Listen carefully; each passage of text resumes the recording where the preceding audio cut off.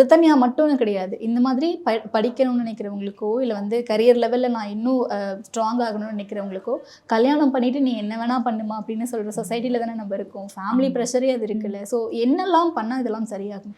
First thing அந்த மாதிரி ப்ரெஷரை ஃபேமிலி பண்ணக்கூடாது. At least take this as a lesson and stop doing that. இது ஃபேமிலிஸாக மாறணும்.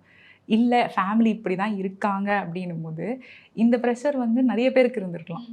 கரெக்டாக நிறைய விமனுக்கு இந்த ப்ரெஷர் இருக்குது. ஆனால் எல்லா விமனும் இந்த ப்ரெஷருக்கு ஒரே மாதிரி ரியாக்ட் பண்ணுறது கிடையாது. சில பேர் வந்து அதையும் தாண்டி இல்லை எனக்கு இது வேண்டான்னு தெளிவாக நிற்கிறாங்க.